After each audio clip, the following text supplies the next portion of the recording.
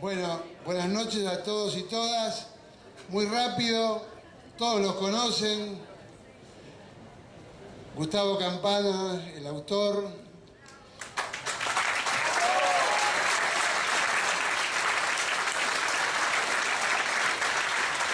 Ezequiel Fernández Mur, uno de los grandes periodistas.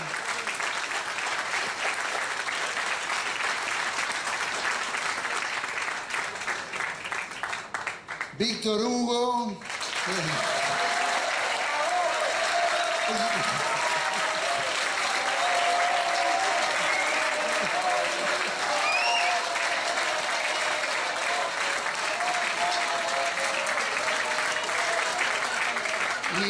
Y el participante sorpresa de la noche, un muchacho de las inferiores, Alejandro Apo.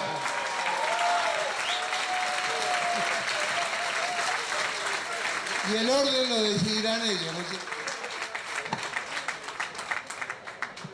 Antes que arranquemos, un segundito nada más.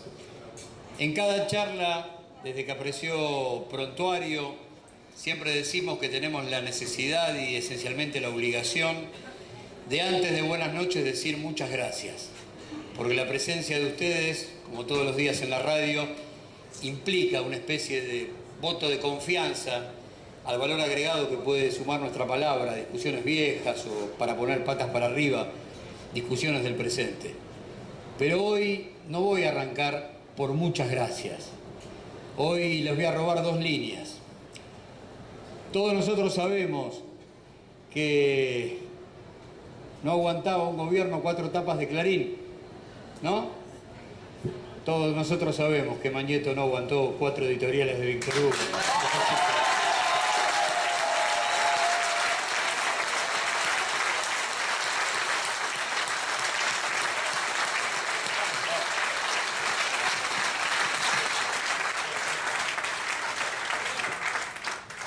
Que no sepa abrir un micrófono. Hola. Yo voy a tomar el té. Buenas noches a todos y todas, como suele decirse en este tiempo, ¿no?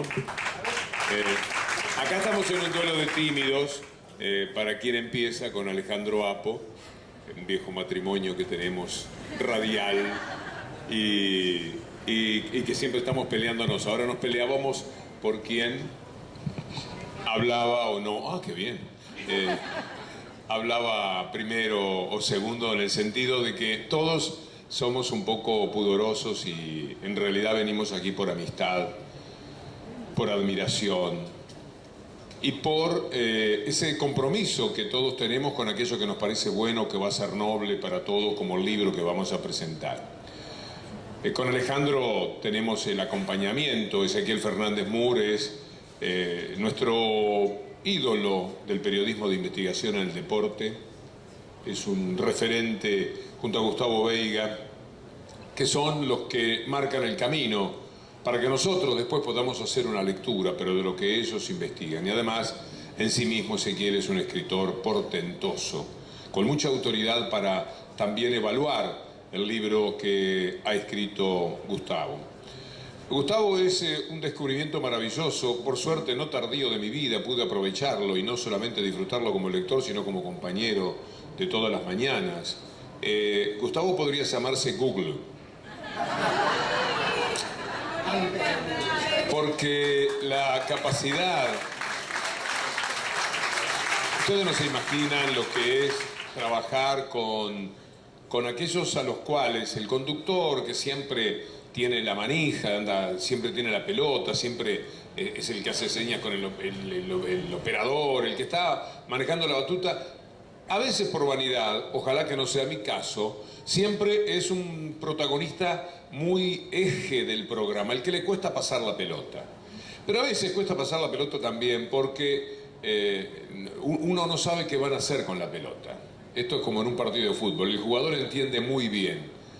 Y a mí me pasa desde el primer día que trabajé con Gustavo tener la certeza de que el juego está custodiado por alguien que lo va a jugar todavía mejor que yo. Es como pasarle la pelota a un verdadero crack. ¿Por qué? digo esto para que no parezca una lisonja a un compañero con el que compartimos tantas horas de trabajo, porque la capacidad de contextualizar de Campana es absolutamente asombrosa para mí. Uno va transitando por el tema que aparece con la velocidad, la vorágine de lo que es la coyuntura, lo que es la actualidad, que a veces nos pasa por encima y que a veces ha impedido que uno reflexione lo suficiente. Todos hemos tenido problemas con esas contingencias que nos se presentan de apuro y muchas veces dijimos cosas que quizás merecían la oportunidad de una segunda lectura y darnos el derecho a no estar de acuerdo, porque tenemos que improvisar mucho sobre la marcha. En el caso de Gustavo, lo asombroso es la inmediata precisión con la que relaciona los hechos. Esto hace a una gran cultura, a un gran poder de observación, de asimilación y también a una línea editorial muy firme que tiene desde hace muchísimos años y que le permite rápidamente capturar para lo que él piensa de lo que es la noticia, la contingencia de esa jornada, utilizarlo dentro de ese bagaje excepcional de una persona que consigue hacer una relación de los hechos que inmediatamente al lector le están dando muchísimo más que una noticia. Y el libro es esto, justamente, la relación de los hechos de un campeonato del mundo que algunos vivimos un poco a distancia, con un enorme entusiasmo desde el Uruguay. Yo lo viví como un argentino más. He publicado recientemente un libro en el que hay notas que a mí me resultan un poco asombrosas de la forma en que efectivamente, por la gratitud que yo he sentido toda mi vida, está referida profesionalmente a la Argentina, me inventaron argentinos, me proyectaron argentinos, en fin, es parte de una historia personal de mucha gratitud. Es probable que por eso yo viviese el Campeonato del Mundo de la forma que lo viví, como relator, a distancia, con un poco de ingenuidad, de desconocimiento de lo que estaba sucediendo en la Argentina, porque si no lo sabían aquí, era mucho más difícil que lo supiéramos en la cerrazón informativa que también teníamos en Uruguay. Así que para mí era el fútbol, era un tiempo en el que tenía, y hecho el balance definitivo, la opinión no se convirtió en todo lo negativa que algunos entrecruzamientos que tuvimos parecerían indicar con Menotti. Yo durante el Mundial 78 y hasta que vine aquí en el año 81 tenía muchísima admiración por Menotti, por lo que se había hecho con la selección argentina, pero también por quienes habían protegido la selección argentina, que eran justamente aquellos que estaban procediendo a las atrocidades que todavía no se conocían en aquel tiempo, salvo por las víctimas, obviamente, y por sus familiares. Así que todos nos relacionamos con el Mundial de una manera, algunos pensando en el Mundial de la dictadura, otros pensando en el Mundial de fútbol simplemente, otros en el Mundial que se ganó. Pero lo que tiene este libro de magnífico es la posibilidad de decir, mirá todo lo que puede haber detrás de un campeonato del mundo. Mirá todo lo que nos perdíamos de leer en la vorágine en la que cada uno elige cuál es el camino, el derrotero que va a tener con respecto a ese campeonato del mundo. Así que, como en todas las mañanas que ustedes, algunos seguramente muchos de ustedes son oyentes de nuestro muy querido programa de las 7:50, como todas las mañanas yo entro a analizar un tema y por ahí se me ocurre decirle, ¿vos te acordás? Y entonces Gustavo se acomoda y hace una disertación dentro de lo que yo acabo de tirarle como centro. Es decir, uno tira centros y Gustavo cabecea hacia una verdad que uno desconocía, hacia una reflexión que profundiza aquello que yo he querido decir o que emociona con el recuerdo de poder hilvanar en ese mismo momento, si se tratara de fútbol, hilvanar Houseman cuando murió René, hacer, porque había muerto René Houseman, una pieza tan emotiva, pero tan descriptiva, además de lo que es el fútbol, de lo que es el potrero, de lo que es Houseman, de la identidad de Houseman, que yo lo miraba y he pasado toda mi vida al lado de profesionales y al lado de la gente de fútbol, miraba y me tiro para atrás en la silla. No es que me quedo siempre pendiente del micrófono como que voy a recibir nuevamente la palabra. me reclino con la tranquilidad y la confianza de que lo que está sucediendo en ese momento en el programa es algo que no solo me satisface como oyente, sino que está dando mucha satisfacción a los oyentes. O sea, estoy recibiendo el beneficio del inmenso talento adornado con una humildad que voltea de parte de Gustavo Campana, y así transcurren mis mañanas. Y así va a transcurrir el libro para los lectores que tenga Tribunas sin Pueblo, que como corolario de lo que estoy diciendo, debo señalar, fue una de las pocas cosas que me asombró negativamente del Campeonato del Mundo, que era que yo tenía la idea, porque algunas veces había venido ya a la Argentina y aquí había empezado como relator, de que las tribunas eran mucho más apasionadas, pero cambió el target de lo que era el pueblo, que no estaba evidentemente en el Campeonato del Mundo por los precios, por no sé si no podría definirlo exactamente, pero eso de Tribunas sin Pueblo me parece un título excepcional, pasado el tiempo, para entender una de las pocas cosas que del Mundial 78 yo no había comprendido. Estoy felicísimo de que Coligüe haya descubierto en Gustavo Campana, además, un hombre que a través del primer libro que hizo para Coligüe pudo conectarse de tal manera como para hacer un verdadero éxito dentro de lo que la palabra tiene, es decir, una respuesta excelente a lo que el escritor y la editorial quieren. Y le hemos tomado cariño a Coligüe, así que eso también va de suyo, que estamos muy agradecidos en lo que corresponde a mí, en lo que corresponde a Quintana y en lo que hace al colectivo que integramos. No se lo pierdan este libro. Tribunas sin Pueblo les va a dar la satisfacción de pensar el Mundial, de ver el Mundial y de comprender el Mundial, como en muchas páginas van a decir: ¿cómo no se me ocurrió? Qué maravilla poder estar recreando este episodio de esta manera. Así que lo disfruten.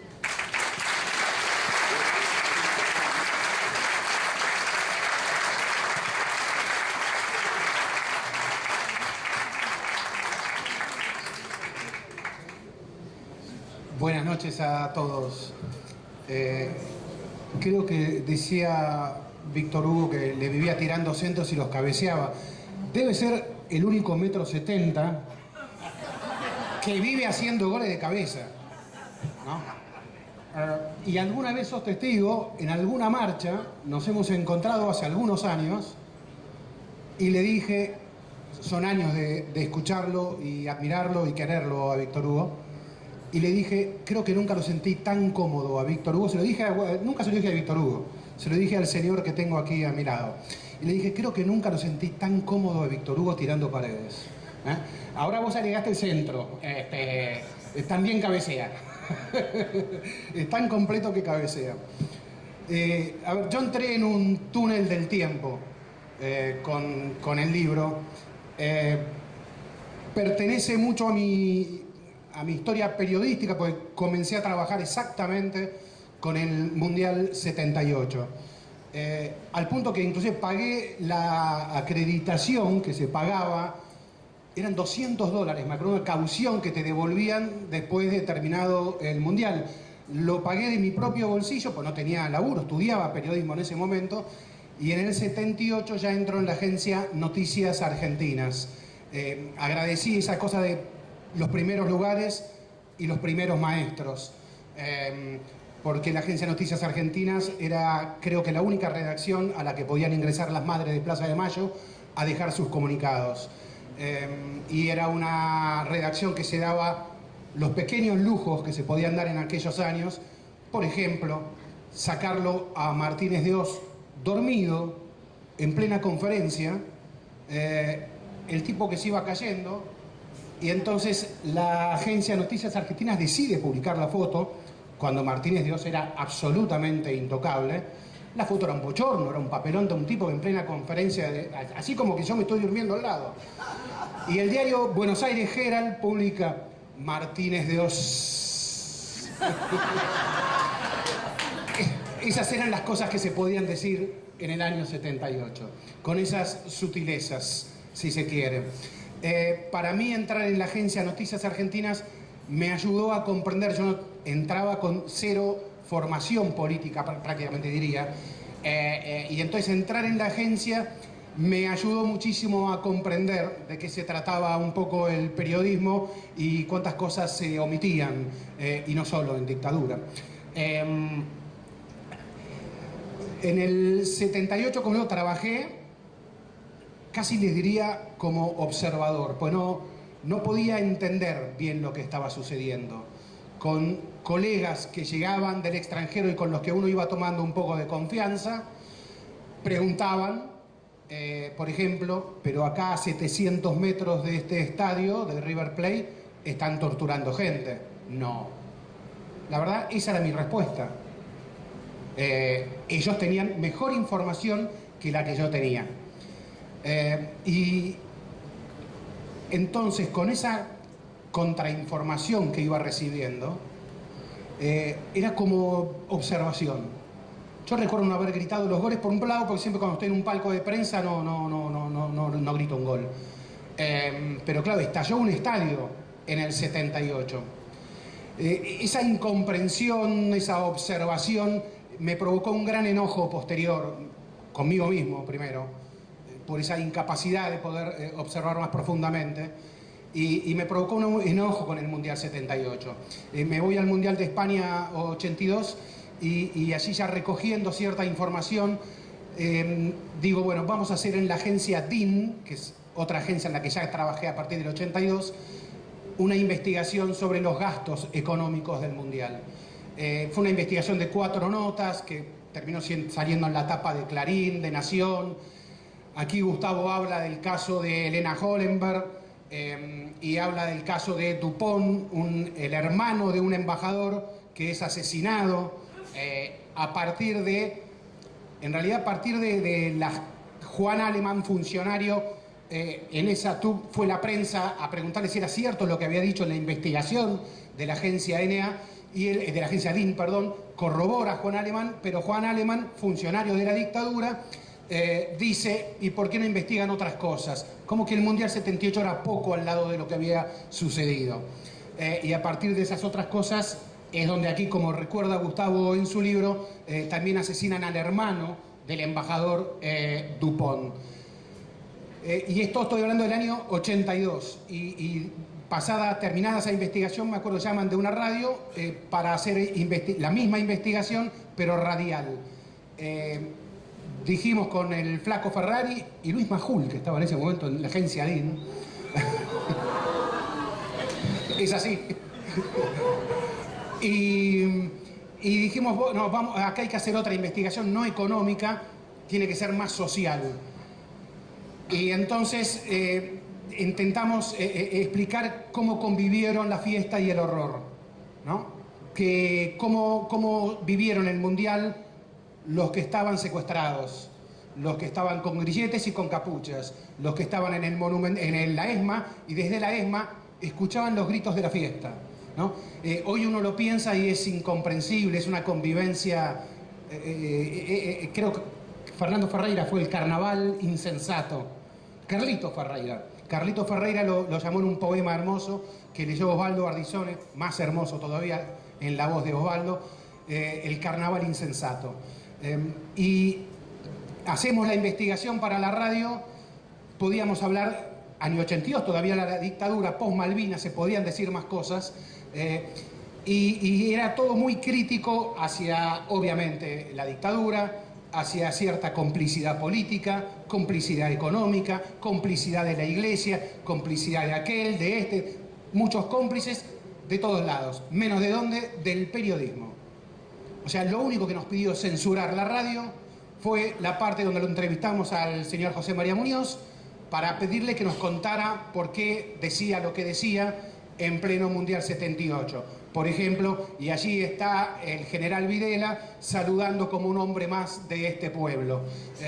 Cuando le hicimos la entrevista, evidentemente llamó a ARPA llamó a la radio en la que estaba y en la radio quisieron censurarnos. Bueno, obviamente que salió Muñoz, fue la primera y la única investigación que hicimos en la radio, porque el contrato de 7 programas se terminó ipso facto.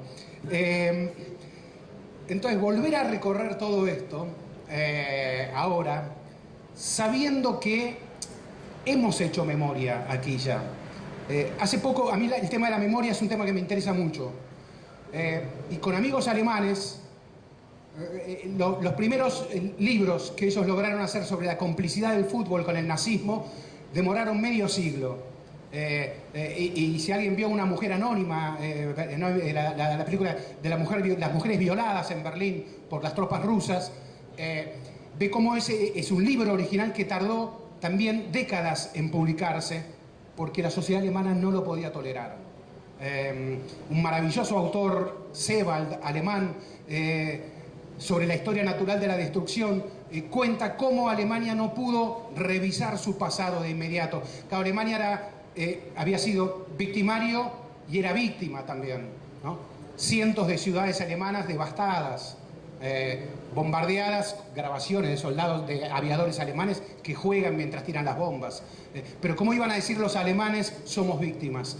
Bueno, tardaron medio siglo. Ahora, recién hace unos años, comenzamos a ver películas extraordinarias con una revisión sobre el nazismo, y no solo sobre el monstruo muy fácil de identificar sobre Hitler, sino sobre el comportamiento de la sociedad. ¿Qué pasaba en la sociedad?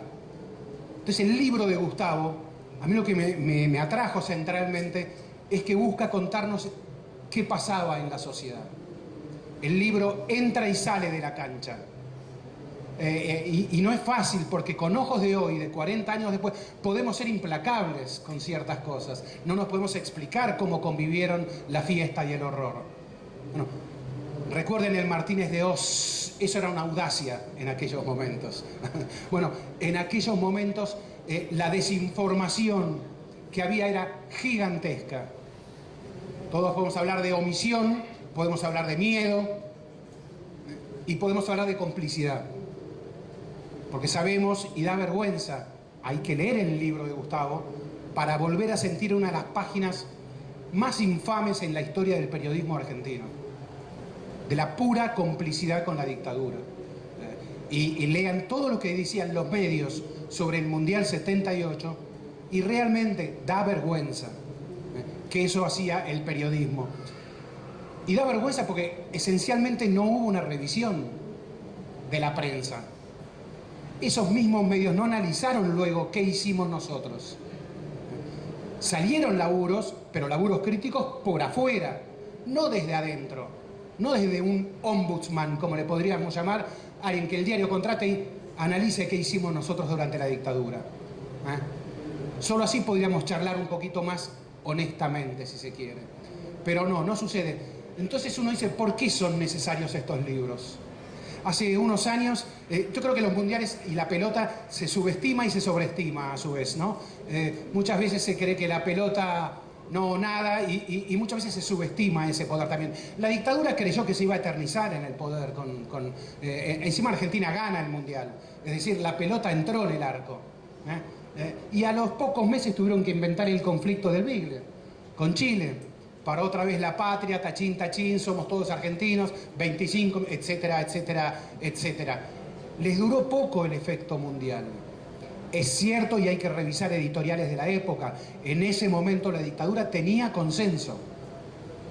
Tenía fruto de la desinformación, fruto de sectores sociales que no nos gusta ver, pero que tienen esa opinión, que hoy los vemos. Porque hoy son imposibles los golpes militares, creemos ya en esta parte del mundo, pero sabemos que llega desde otro lugar el poder económico a imponer lo que antes imponía con los tanques.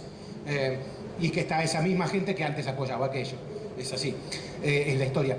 Entonces, ¿por qué hay que recordarlo? Digo, porque bueno, esto es subestimar y sobreestimar. En Francia creyeron que la selección del 98, que fue campeona mundial, demostraba la integración de la nueva Francia. La Francia multiétnica. Y las elecciones fueron a los 3 meses, creo. Y el candidato más racista, más xenófobo de esa elección fue el segundo más votado de Francia. Estoy hablando de Jean-Marie Le Pen. Entonces no siempre hay un paralelismo de que gané el mundial y entonces me van a votar. Gané el mundial y mi proyecto político va a triunfar. Hoy es cierto, las cosas son más sutiles, son distintas. Sabemos, tenemos un presidente de la nación que viene de un club de fútbol, y no solo en Argentina. veamos Chile, Paraguay, recorramos la región y vamos a ver que esto ha sucedido. En Italia hay gente que sigue votando a Berlusconi, que viene su popularidad, su nombre popular llega a partir del fútbol. Inclusive el presidente de la nación era Macri y pasó a ser Mauricio gracias a Boca Juniors. Todos sabemos lo que genera el fútbol y cómo se manipula y cómo se usa ese poder del fútbol. Cómo es imposible que el fútbol como pasión popular no sea objeto de manipulación por parte del poder de la dictadura o del poder democrático también, del poder, de la autoridad. Lo van a querer manipular siempre. Entonces saludo el libro de Gustavo porque comienza con la pelota. El libro de Gustavo comienza diciendo que Rensenbrink, un jugador holandés, estrelló en el minuto 89 de la final contra Holanda una pelota en el palo, que si esa pelota era gol y no pegaba en el palo, Holanda era campeón mundial, porque era el minuto 89. ¿Cuánto le quedaba? 2, 3 minutos. Supongamos que el árbitro Gonella, italiano, estaba con la dictadura. Supongamos que, como alguien me dijo alguna vez, cosa que jamás pude comprobar, Licio Gelli estaba allí en alguna tribuna mirando cómo su compatriota Gonella y cómo la PDUE, hasta desde todos los sectores, influían para empujar a la dictadura. Supongamos eso. ¿Cuántos minutos más podía dar ese árbitro? 3, 4. Holanda pudo haber sido campeón mundial. Hace 3 semanas estuve con 2 jugadores holandeses que vinieron aquí a la Argentina. Justamente los holandeses también quieren recordar el mundial. Quieren recordar qué pasó con esa final. Y ellos me dieron una razón puramente futbolística. Puramente futbolística. Disculpen la expresión, en criollo nos cagamos. Así textual. Tendríamos que haber seguido jugando como los últimos minutos. Me cuentan hasta una discusión interna. Que el técnico le dice al zaguero Ernie Brands, le dice: ahora te volvés atrás.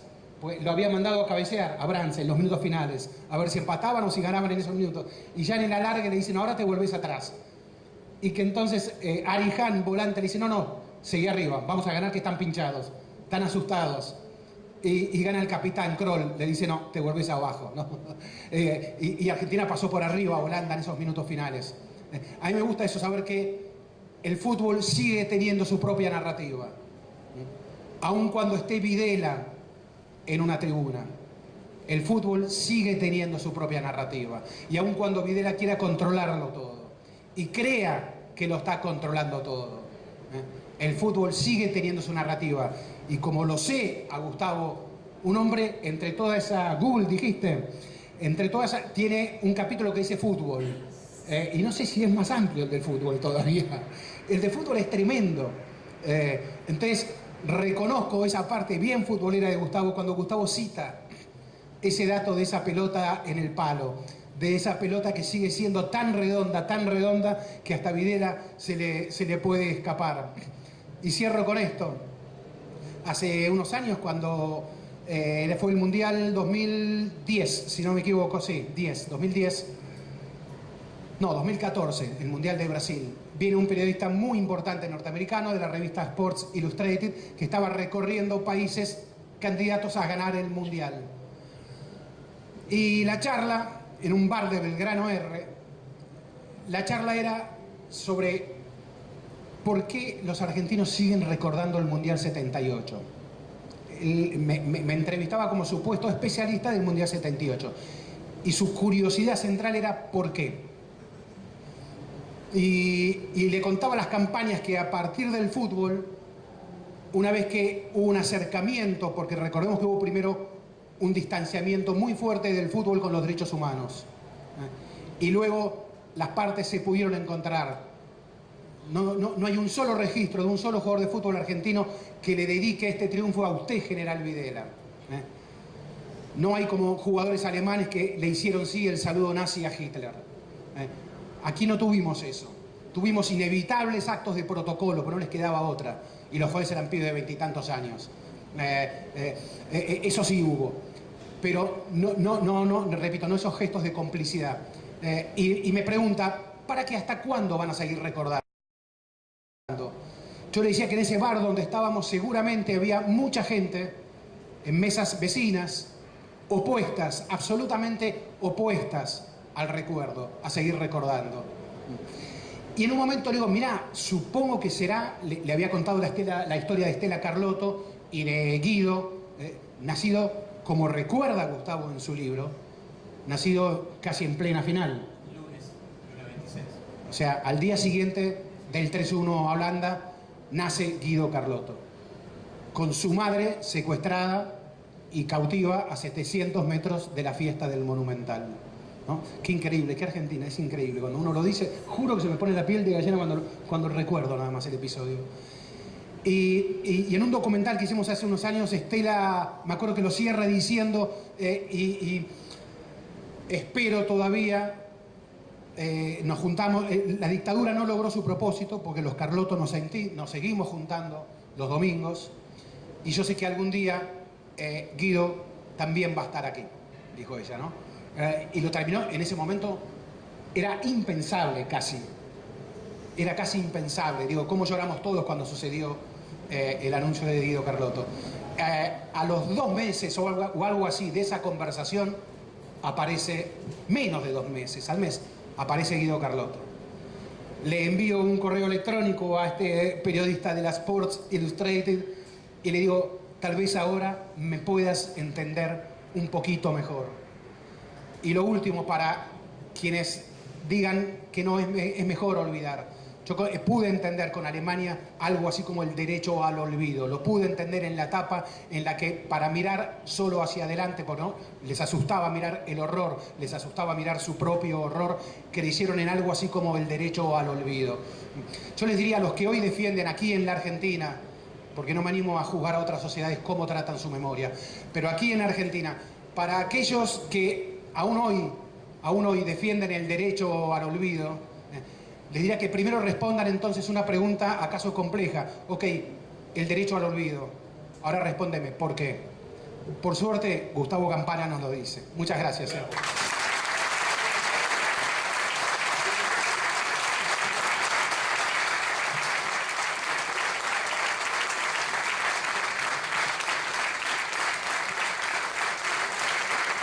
Muy bien, Nene.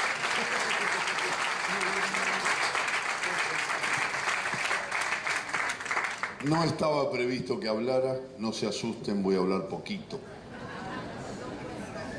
Y me quedaron 2 cosas de las que dijeron entre Víctor Hugo y Ezequiel. Primero, ayudar a pensar, revisar un episodio que nos partió a todos, eso que Carlito Ferreira en un poema dice Hechos Pelota. Se llama Hechos Pelota. Que se llama el poema que le dedica al Campeonato del Mundo del 78. Y desde la admiración a Gustavo, lo que me surge es que pararse en ese episodio, para mí eran los comienzos del trabajo. Yo empecé en el año 74, pero en agosto, o sea que mi primer mundial fue el 78, el que no me había acreditado. Estaba trabajando en varias radios chicas, y sobre el final, ni me había acreditado, me llama Héctor Drasser, que tenía que ver con la organización, y me convoca para compartir estudios centrales en una transmisión que, para los que no recuerdan, les voy a agilizar la memoria en relación a quién relataba ese mundial y quiénes estaban en las transmisiones. Me convoca para que acompañe a Juan José Lujambio, que era un ídolo mío. Mañana se cumplen, ¿hoy es 6 o 5? Hoy es 5. Mañana se cumplen 80 años del nacimiento de Lujambio, muy olvidado por estos tiempos, pero un verdadero prócer de la radio, esa máquina informativa. Bueno, estudios centrales en Radio Belgrano. La transmisión era así: relataba Gillo Arangio, comentaban Neustadt y Juvenal. Era una producción de Marín, de Lorenzo y Asociados. Y bueno, nada, me llamaron. Mirá que me ganaste, yo dije Majul, pero vos mandaste a leer.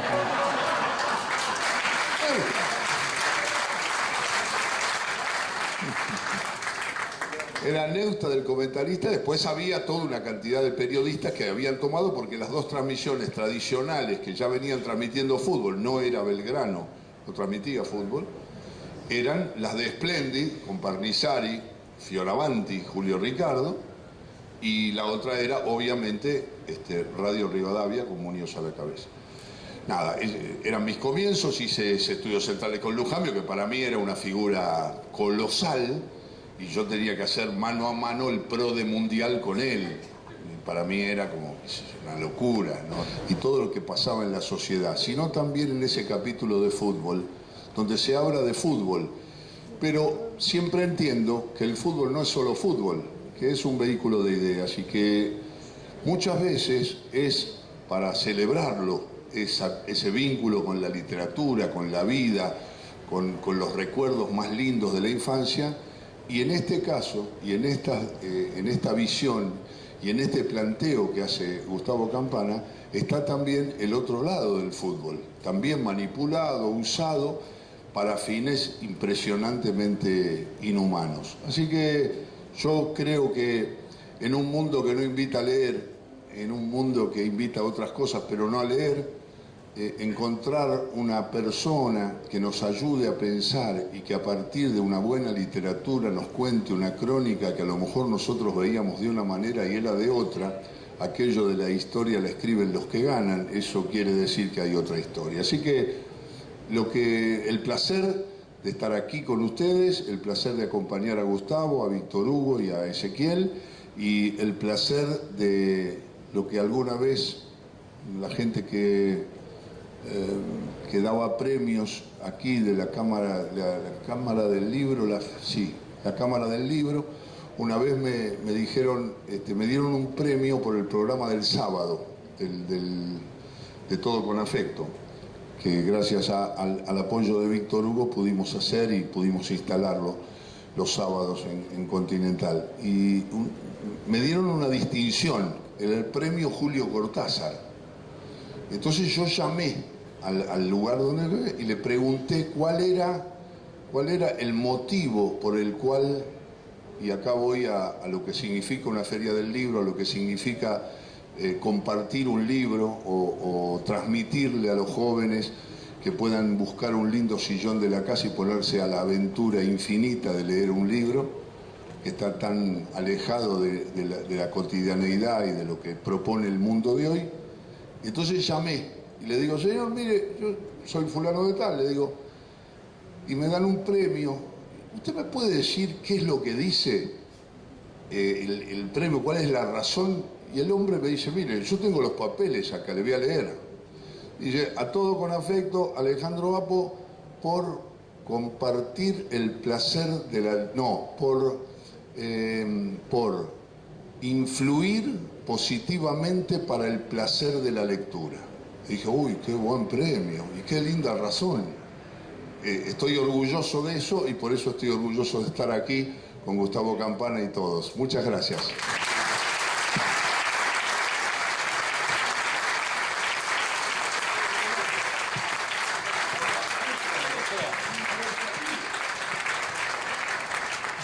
Bueno, dos o tres cosas que van a servir como prólogo de todo lo que tengo ganas de decir sobre el libro y básicamente sobre un formato para construir o reconstruir estas historias, cómo armar la postal de época para poder entender la historia grande, que es un poco lo que nos persigue como periodistas. Esa necesidad de que los dos motivos centrales por los cuales nosotros trabajamos, que es recordar o descubrir, depende del número del DNI que ustedes tengan, se van a parar en el verbo correspondiente. Hay que armar la postal de época, y esa postal de época tiene mucho que ver con todo lo que éramos como sociedad para después entrar a la cancha, volver a salir y después volver a entrar, sabernos como lectores, como televidentes, qué hacíamos, qué cine mirábamos. Y ahí está la construcción del tipo modelo 78. Pero antes de meternos en eso, dos o tres cosas que son para mí muy importantes desde lo personal y desde lo profesional. Yo tenía 15 años en 1978, tercer año del Nacional y Comercial de Vicente López. Y en ese momento yo decido ser periodista y se lo comunico a los viejos, que tenían esa preocupación para que su hijo no tenga que levantarse a las 4 de la mañana como habían hecho ellos durante tanto tiempo para parar la olla. Y entonces yo estudiaba inglés desde muy chiquito, 8, 9, 10 años. Y entonces fui y le dije al viejo, voy a estudiar mecanografía porque voy a ser periodista. Es complicado. Sin embargo, en ese universo de Olivetti de teclas negras que tenía el Instituto Olivos en Maipú al 700 o al 600, yo entre muchas cosas me llevaba un cuadernito arte de espirales con mis comentarios del Mundial 78. Y rearmando algunos de ellos son los comentarios de los partidos de Argentina que están dentro del libro. En realidad están todos los partidos en ese cuadernito arte que te podrás imaginar está bien guardado. Pero ya en ese momento la decisión estaba tomada y empezamos a trabajar en el periodismo deportivo en noviembre de 1981, 17 de noviembre de 1981. Por lo tanto, esa historia, la que está de alguna manera reflejada acá, quizá para ustedes sea lejana, para mí y para muchos compañeros es muy cercana. Sobre todo porque tuvimos la osadía de relatar fútbol entre el 89 y el 2000. Y un día, me acuerdo que llegué a casa, sería el año 90, en la cancha de Vélez se jugaban 2 partidos. A la mañana Boca Racing y a la tarde Argentinos Vélez. Íbamos con una radio chiquitita de Vicente López, RC2 Radio Cable Vicente López, una radio por cable. Una locura, en 1990. ¿Y qué hacíamos? Nos quedábamos en la cancha y hacíamos una transmisión de 6 o 7 horas. Bueno, dale, ¿qué hacemos ahora? ¿Y por qué no lo vamos a buscar a Víctor Hugo, que está 3 cabinas más allá? ¿Y quién va? ¿Qué sé yo? No sé. Y entonces va un compañero, mientras nosotros seguimos sosteniendo la transmisión, y Víctor Hugo vaya uno a saber qué película tenía que ir a ver ese día.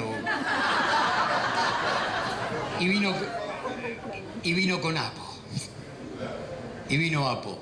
Y se quedó un rato larguísimo ofreciendo la generosidad de un tipo que era Alejandro Apo, con un grupo de pibes que hacía, ponerle una década, que andaba recorriendo medios y que estaba intentando ser alguien dentro del periodismo deportivo. Pero eso nosotros, por supuesto, todavía hoy lo comentamos con muchos de esos compañeros y nadie se olvida. Sobre todo, yo me acuerdo que en otra oportunidad cercana, 90, 91, nos cruzamos con Víctor Hugo, yo encarando para el lugar para ir a tirar unos cables en el vestuario, porque éramos todo eso, y Víctor Hugo entrando a la cabina. Hola, ¿qué tal? Y Víctor Hugo, siempre gentil. Hola, ¿qué tal? ¿Cómo va? Buenas tardes. Cuando llegué a casa, le dije a mi señora, hoy lo saludé a Víctor Hugo.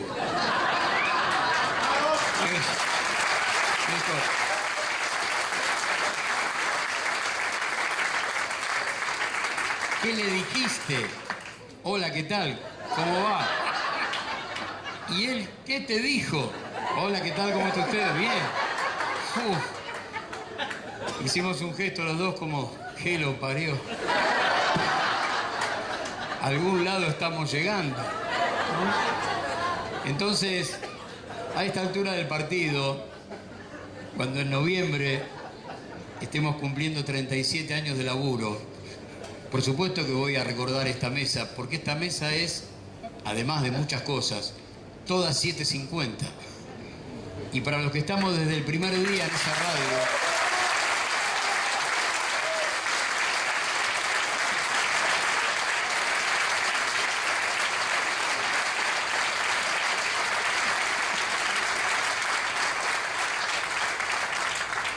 es haber transformado en realidad algo que ni siquiera nos permitíamos soñar.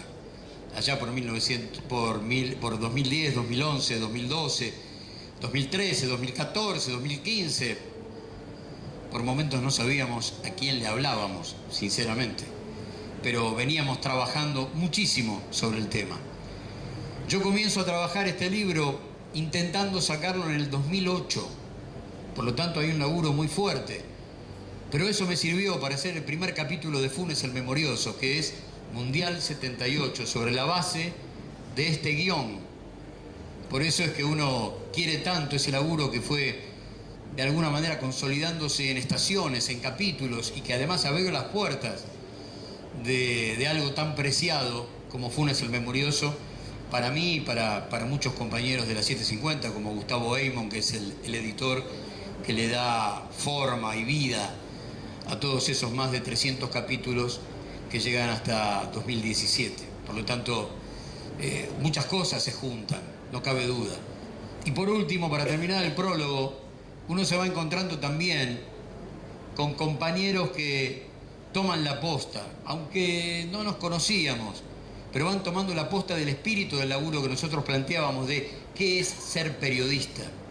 Y entonces Julián Capazo, productor de Víctor Hugo, productor nuestro de Todas las Mañanas, un día tirándome a la estación de Retiro, haciendo esas 20 cuadras, 25, 30 que nos separan de la radio a la estación, le cuento qué estoy haciendo, me pide un par de datos, me mira y me dice, ¿y eso de dónde lo sacaste?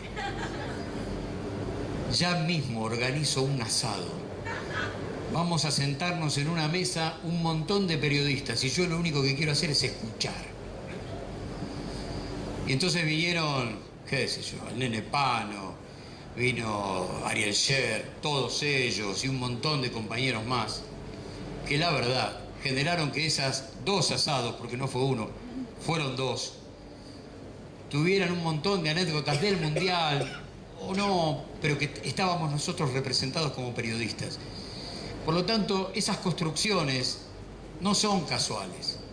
Esas construcciones son el encadenamiento de un montón de causalidades en la vida de cada uno de nosotros, en la personal y también en la periodística.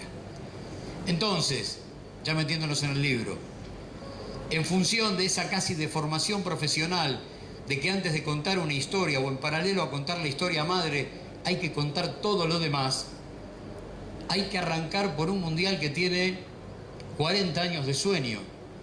Entre 1938, que se suponía iba a ser la sede que le iba a tocar a la Argentina por la alternancia norte-sur entre Europa y Sudamérica, porque después de Montevideo, después de Uruguay, vino el Mundial de Italia del 34 y se suponía que la medalla de plata de los Juegos Olímpicos del 28 y del subcampeón del mundo de 1930 se iba a quedar con el tercer campeonato. No, Europa se adueñó de eso que rechazó de alguna manera en el primer torneo, diciendo al culo del mundo no vamos, porque es en realidad lo que plantearon. Y entonces Argentina espera 40 años. En esos 40 años pasan muchas cosas, pero la línea de tiempo que tocamos en Tribunas Sin Pueblo nace en 1966, cuando por primera vez en el Congreso de FIFA de Londres se habla de la posibilidad, bueno, sí, ya está, Argentina tiene que tener su mundial, no cabe ninguna duda. ¿Cuándo? No sé, lo decidimos en México, pero en el 66, ahí por primera vez se habla de Argentina como sede del mundial. Un mundial que tiene la rareza, no para nosotros acostumbrados a las dictaduras militares en el siglo XX, que a esa delegación la despide Ilia y la recibe Onganía. Había pasado un mes, pero eso fue lo que sucedió en ese mundial. Los despide Ilia y los recibe Onganía, que encima los recibe en función del aprovechamiento político desde el punto de vista patriotero. ¿Qué nos pasó con Inglaterra? Ah, bueno, ahí están nuestros héroes. Y de ahí en adelante el primer gran concepto patriotero que nace a partir de eso de 1966, donde se habla de Argentina. Pero entonces, si Argentina es sede de 1970, la línea de tiempo del Mundial tiene 8 años. Y en esos 8 años, solamente 2 tienen que ver con la última dictadura. La primera comisión organizadora la hace la NUCE. Después el Mundial cae en manos de José López Rega, en el Ministerio de Bienestar Social. Es el que arma esa prueba piloto del 12 de octubre de 1974, debut de la selección de Menotti en el 1-1 con España. Ahí se pone de alguna manera a prueba para qué podía llegar a servir el estadio de River, que todavía tenía una ventana abierta al Río de la Plata. Y después sí, claro, obviamente, aparece a partir del 24 de marzo de 1976 el sueño de la utilización política para buscar la eternidad. Y recuerden ustedes que esas casualidades de la historia generan que el 24 de marzo de 1976 en Chostov, Argentina juega con Polonia el segundo partido de esa gira que arranca en Kiev en el 1-0 frente a la Unión Soviética. Y entonces, el día del golpe, solamente se cortan esa enorme cadena nacional de 24 horas con comunicados que marcaban de alguna manera cuáles iban a ser las reglas de juego del futuro en 7 años y medio, con la selección argentina teniendo que jugar ya en dictadura frente a los polacos. Y ahí el primer dato de esto de estar tironeando como lo hacemos en radio todos los días entre presente y pasado. Porque el comentarista de Radio Rivadavia ese día era Julio César Calvo. Y su hermana es el principal testimonio en el juicio a las juntas. Su hermana estuvo desaparecida pocos meses después y es uno de los testimonios más desgarradores del juicio a las juntas. Cuando vos empezás a armar el encastre de esas piezas, es absolutamente increíble. Porque Julio César Calvo declara en el juicio y rearma él también el juicio de la memoria en La Plata. ¿Cómo fue ese día en el que él está transmitiendo un verano en Radio Rivadavia y viene y le dice a su cuñado, se la llevaron? Y él dice, yo escuché por primera vez el término, la chuparon. ¿Y eso qué es? Bueno, el libro es eso, ir y venir permanentemente a través del tiempo.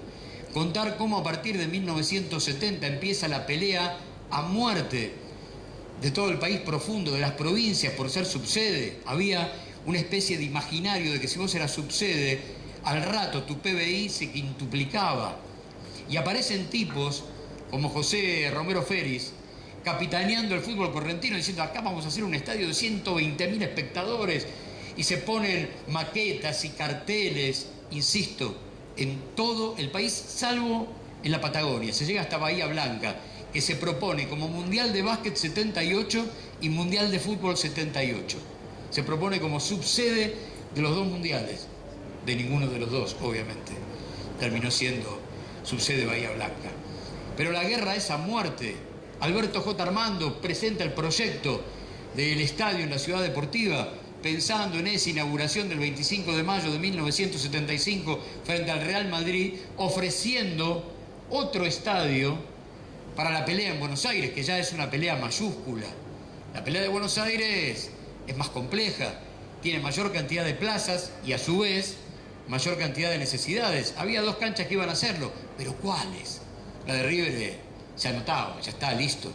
Y Boca sale a pelear con la venta de esos bonos y todo lo que los hinchas de Boca conocen de memoria. Bueno, paso por paso están todas las provincias que iban peleando de la mano de un elemento que aparece 2 años después y que aparentemente iba a ser la piedra basal de la financiación, el PRODE. Manrique, Lanuse y los pronósticos deportivos copiados de los juegos de apuesta similares en Italia y en España. Pero no hay registro de un solo mango que haya llegado del PRODE a la organización del Mundial 78. Y así llegamos, por supuesto, a ese Mundial de López Rega durante 3 años, que, insisto, lleva adelante esa prueba piloto el 12 de octubre de 1974. Y ahí también, por supuesto, hay que analizar cuál era el poder político de la UOM para decidir si Menotti iba a ser el técnico sí o no, cuál era el rol de Bracuto como hombre que también pertenecía a ese movimiento obrero y que era presidente de Huracán, etcétera, etcétera, etcétera, etcétera.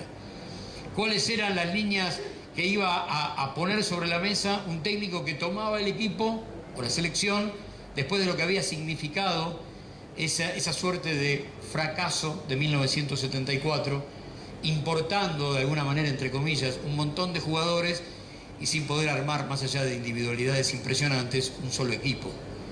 Y entonces va a aparecer un formato nuevo que en el recorrido, en el paso del tiempo, va a tener que ver con la selección del interior, va a tener que ver con la selección santafesina que jugó el Sudamericano de 1975, Empiezan cosas raras, cosas nuevas, y se habla de no traer un solo tipo de afuera.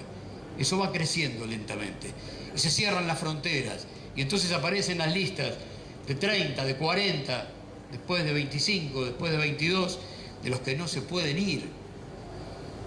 Ya es un momento donde no hay derechos, ni laborales, ni constitucionales, donde se arman 300 centros clandestinos de detención, tortura y muerte, y entonces se intenta aprovechar el Mundial 78 como el principal aparato de propaganda contra la campaña anti-argentina.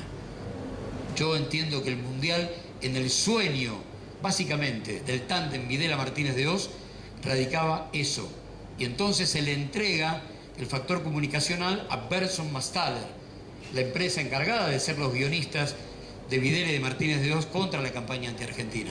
Los autores de la publicidad de la silla, los autores de la publicidad de la vaca, los autores de suban el piso, bajan el techo, costo y dólar, y los autores de Somos Derechos Humanos en el último gran trabajo que hacen para el tándem Videla Martínez de Hoz en 1980.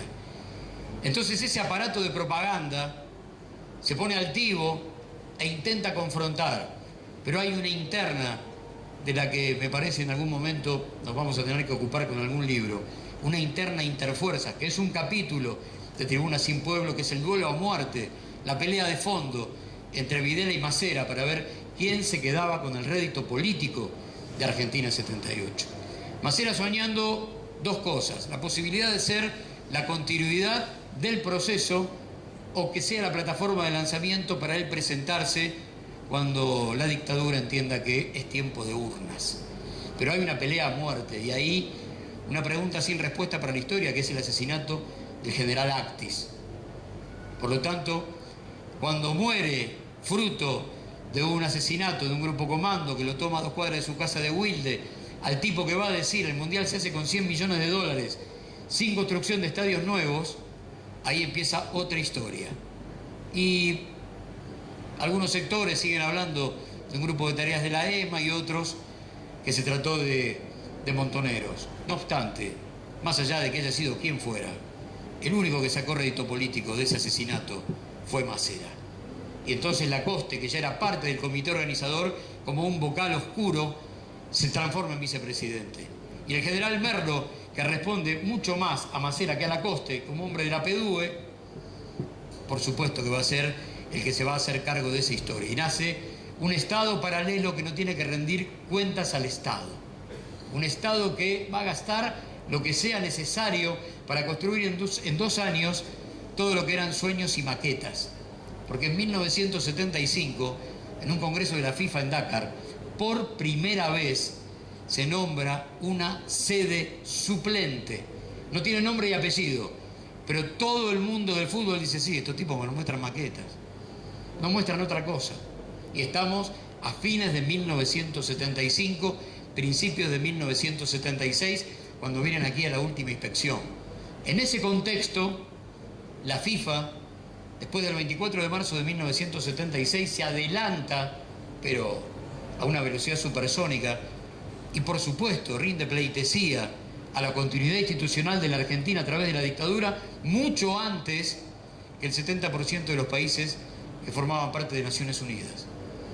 Ya había nacido un matrimonio perfecto entre un hombre que hay que analizarlo muchísimo, que es Joao Havelange.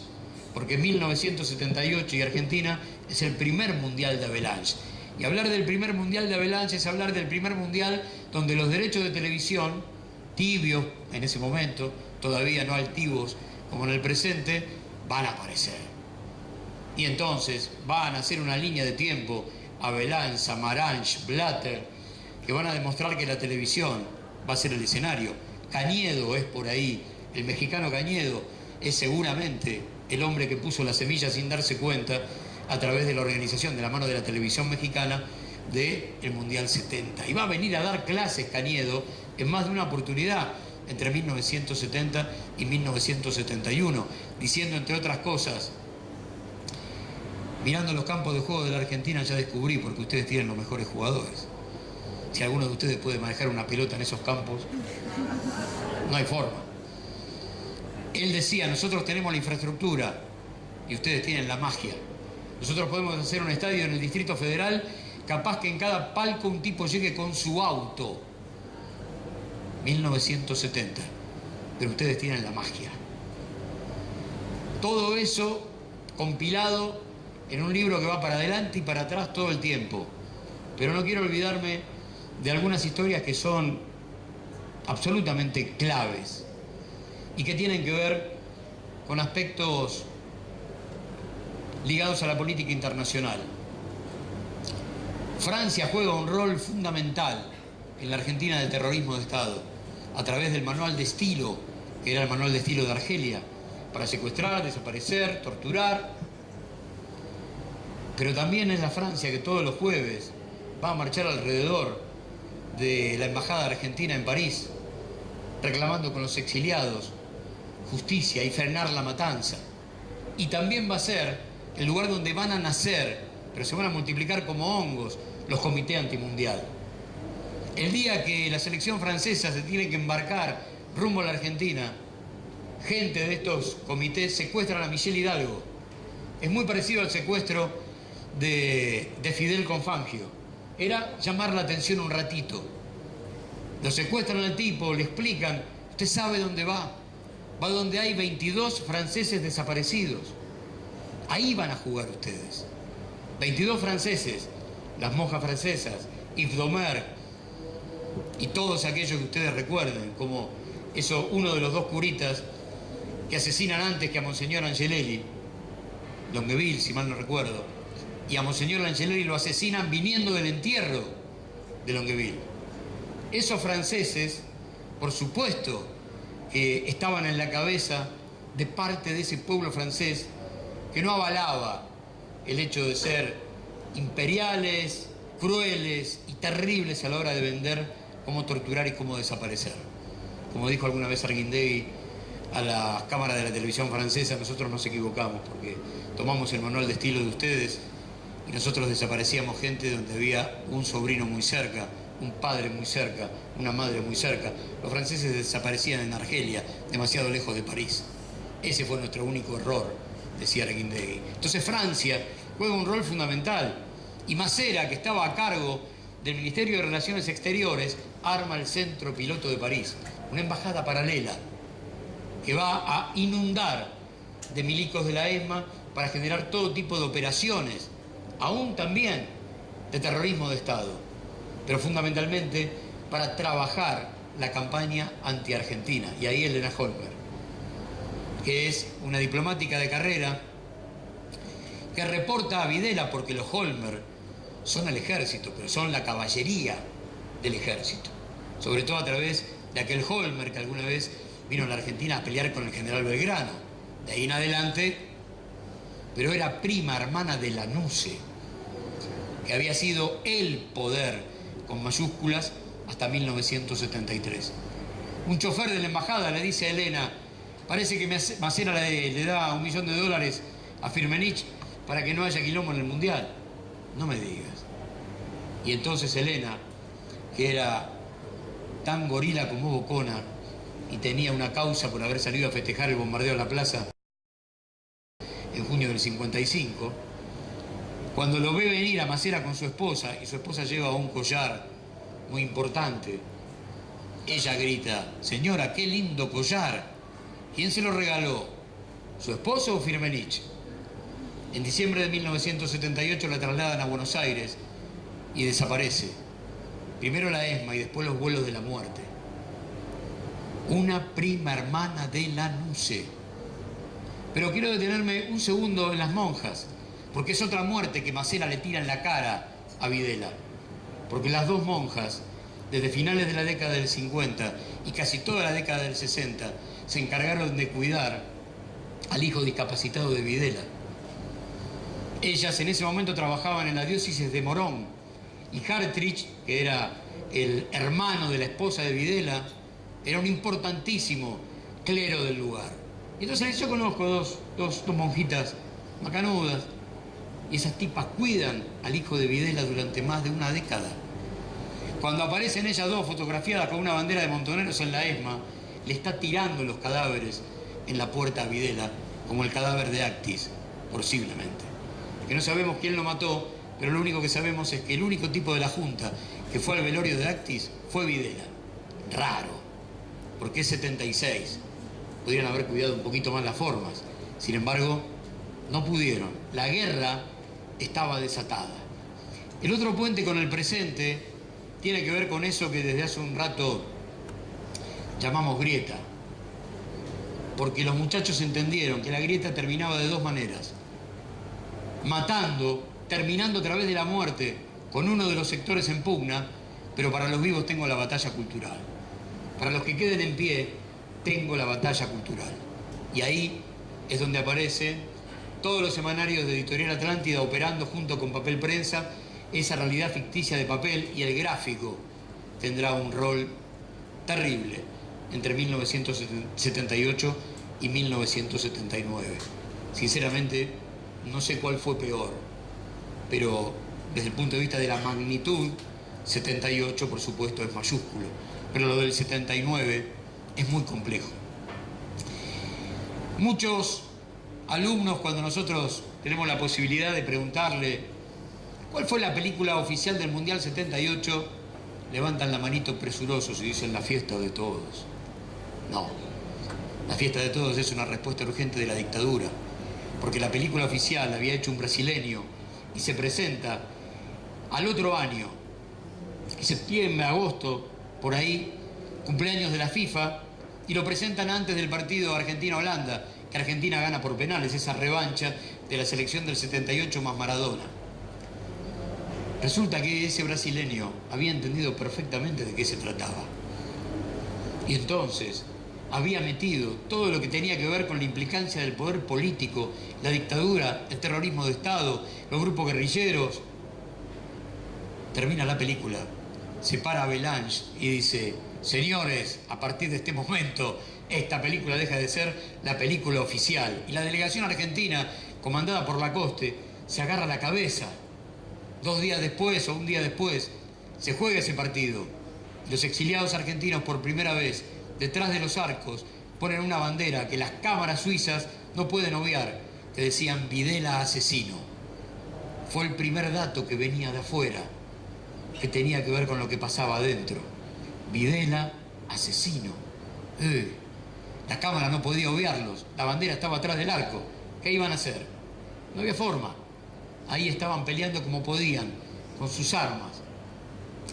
Hay otro dato que yo he citado casi como una cosa religiosa en cada presentación de prontuario, y tiene que ver con el Rodrigazo, porque es la presentación en sociedad del neoliberalismo en la Argentina.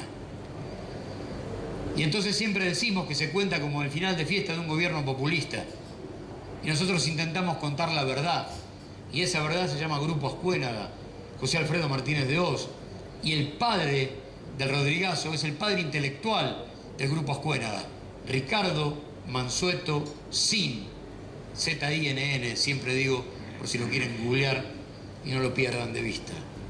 Ese tipo escribe el Rodrigazo para terminar con el país de la sustitución de importaciones. 180% de devaluación, 300% de aumento tarifario. El país, todos los veteranos que están acá saben perfectamente, voló por el aire. Bueno, cuando uno empieza a armar el rompecabezas del Mundial 78, se encuentra con un libro de Jorge Schustein, donde él cuenta su vida, anécdotas perdidas, unitarias. Y cuenta una, cuando lo llama por teléfono el presidente del Banco de Italia, y se reúne el presidente del Banco de Italia, el vicepresidente y él. El presidente del Banco de Italia es Franco Macri. El vicepresidente es Ricardo Mansueto Zinn, el autor del Rodrigazo y el número 3 de Economía de José Alfredo Martínez de Hoz. Entonces, Schustein pregunta, ¿qué quieren? Una campaña, ya sabés, el mejor país del mundo.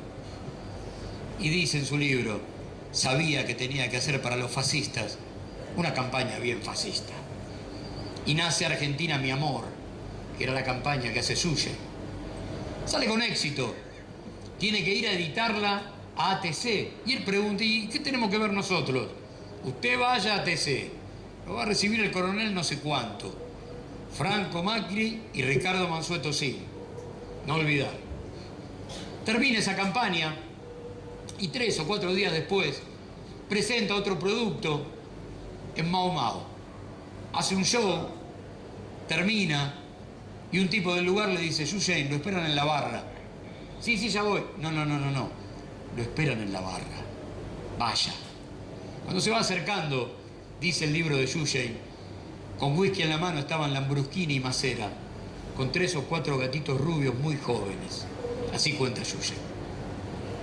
Lambrusquini le dice: hola Yushen, qué buen show. Ah, bueno, tengo todos sus discos con este tono. Ah, bueno, ¿le gustan? Sí, tengo todos sus discos. Ah, bueno. Macera lo despide y cuando se va le dice: Yushen, vuelva. Sí. Qué bueno lo de Argentina, mi amor. Ah, ¿le gustó? Qué bueno fue recuperar a Yushen. Buenas noches. Yushen cuentan al final que le dijo a su esposa: vamos. Cargó sus cosas, se fue en su auto y cuando llegó a la puerta de su casa se dio cuenta que se había hecho pis. Porque el dueño de la vida y de la muerte le había dicho: qué suerte que lo recuperamos. Y uno de sus laderos le dijo: tengo todos sus discos. Todas esas historias, más otras que hacen al collage de la postal, muerte o asesinato del enorme Tulco Cafrune, el Beagle, Elena Holmer, el asesinato de Norma Rostito en la ESMA, después de utilizarla, después de una muerte apócrifa en 1976, y utilizarla para mostrarle a toda la militancia que entraba a la ESMA: mirá quién tenemos. Si tenemos a ella, ¿sabe lo que puede pasar con vos? Y muchas otras historias que hacen a ese 78 que tiene como frutilla del postre al Mundial. Hay un capítulo que tiene que ver con las publicidades de las empresas privadas. Y es increíble cómo a través de la prensa gráfica, oral y audiovisual, estos tipos, para venderte una camisa o un auto, lo hacían con el mismo estilo de la dictadura. Este país nuevo, esta sociedad nueva que ha nacido a partir de demostrarle al mundo lo que somos, y así vendían camisas, chocolatines o autos. Pero no fue casual. Hicimos la cuenta y un enorme porcentaje de ese caudal publicitario lo manejaba la patria financiera, los bancos. Los bancos encabezaban como nadie las publicidades del Mundial 78 diciéndole gracias a la patria financiera y al modelo económico. Como ven, los puentes con el presente son unos cuantos y les prometo que hay muchos más. Pero los puentes son impresionantes. Me acordaba, lo vi por ahí a Pepe Russo, anda por ahí al final. Pepe nos alcanzó el último capítulo que tiene que ver con un mano a mano con Caloi. Y lo primero que él contando, por supuesto, lo que significaba esa pelea como se podía, el tema de los papelitos, la pelea con Muñoz, cómo torcerle el brazo a algunos sectores del fútbol argentino, porque eso implicaba que era una suerte de desprolijidad a la hora de mostrarnos ante el mundo. Pero justo ayer Mauricio Polchi me muestra una foto que seguramente ustedes vieron en las redes, de un tipo, de un periodista que estará armando, en función de las órdenes recibidas en la Quinta de Olivos ayer, estará armando la editorial de La Nación del domingo, de mañana. Porque el censor de Caloi era Joaco, era Joaquín Morales Solá. Y ayer entró a la Casa de Gobierno, a la Quinta, seguramente a buscar instrucciones para el editorial. Porque la cara que pone ante el celular que lo fotografía es de: uy, ahora, ¿cómo sigue esto? Pero la pucha, es el mismo tipo que hace 40 años tachaba y tachaba lo que enviaba Caloi para la contratapa de Clarín a través de Clemente. A través de Clemente. Bueno, insisto, hay muchísimo para revisar en este ir y venir de esta radio de papel. Y me voy a ir con la pregunta que ustedes me van a hacer, a mí o a cualquiera de los que estamos acá. ¿Y el 6-0 con Perú? Nos acompaña un compañero que tiene un libro sobre ese 6-0, el gran libro de Bota. Por lo tanto, imagínense todo lo que hay para decir. Claro que le dimos a ese contexto histórico mucho espacio. Y yo lo que voy a decir en honor y en homenaje al libro de Bota es que los ilícitos no dejan factura. Entonces hace 40 años que lo que venimos haciendo son hipótesis. Sobre esas hipótesis hay siempre una gran carga de investigación periodística que cuenta con el datito extraoficial en el marco o en el seno de un plantel dividido casi por la mitad entre acusadores y acusados, el plantel peruano, desde hace 40 años. Desde hace 40 años. Pero también hay que decir lo siguiente. En mayo de 1978, la dictadura de Morales Bermúdez, que en ese momento tiene un matrimonio casi perfecto con la de Videla, le manda 13 presos políticos y le dice en el marco del Plan Cóndor, hacé lo que quieras. Ya sabemos lo que es hacer lo que quieras. Pero uno de ellos compra un guardia cuando llegan a Jujuy y puede hablar a París. El dato estalla y entonces no los pueden matar, pero los tienen acá hasta que termine el Mundial. Primer favor. En noviembre de 1977, la Comisión Nacional de Energía Atómica de la Argentina, con Castro Madero a la cabeza, firma un acuerdo nuclear para construir una central en Perú. Es un dato fundamental. El matrimonio era perfecto. Carter puteaba en todos los idiomas posibles. Estaba el Tratado de Tlatelolco. Muchachos, no. Y estos tipos te decían en la cara, vamos a construir una central atómica en Perú. Había un matrimonio perfecto.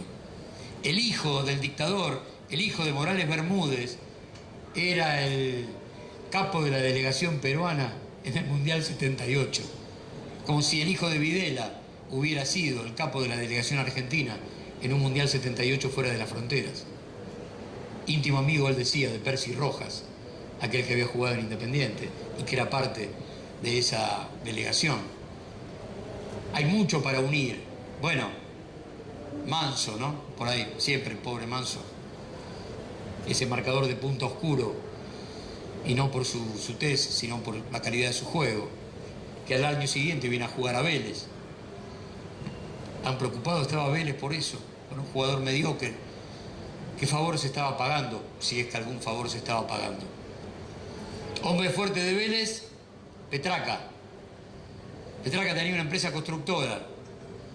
Había ganado 3 licitaciones para la construcción de estadios del Mundial 78. Son casualidades que uno va uniendo a través del tiempo, teniendo en cuenta que los ilícitos no dejan factura. Pero ese es nuestro laburo. Armar los puentes con el presente, contar todas estas historias, la carta apócrifa de Kroll, todo lo que ustedes ya saben del Mundial 78.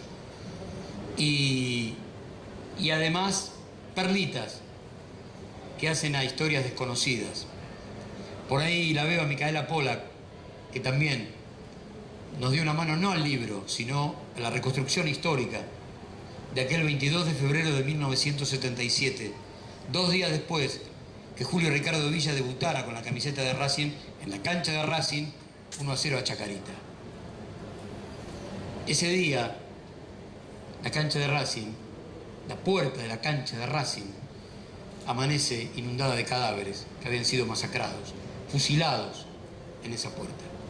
Y Micaela tomó de un libro que recuerda la vida de Corbata, de Alejandro Boll, un dato que no es más que 2 líneas perdidas en el libro. Corbata y un amigo vivían, por supuesto, en el estadio de Racing. Y esa noche son los que ven a los cuerpos. Pero como son 2 borrachitos, ¿quién les puede dar bola? Y Micaela tiró del piolín y junto a los compañeros de Derechos Humanos de Racing, donde hay algún apellido Yer dando vuelta, a gente de Derechos Humanos de la Municipalidad de Avellaneda, equipo argentino de antropología forense. El cementerio de Avellaneda tiene la mayor fosa común de toda la dictadura.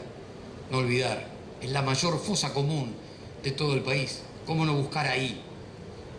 Y en esa búsqueda se reúne mano a mano, grabador mediante, con un hermano de Horacio Rodríguez Larreta, porque el dato que a mí me pinta cuando ella me lo cuenta en un pasillo de Radio Nacional es el presidente de Racing 77, Rodríguez Larreta.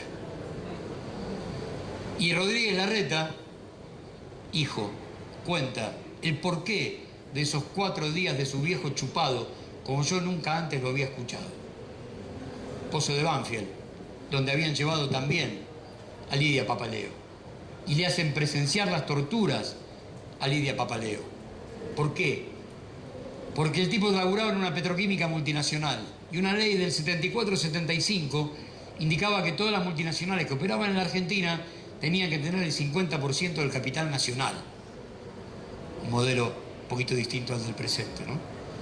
Entonces, en ese edificio Olivetti, donde estaba esa petroquímica, estaba Papel Prensa, estaban las oficinas de Greiber. Y el tipo se reúne con Greiber en más de una oportunidad porque le quiere vender el 50% de la petroquímica.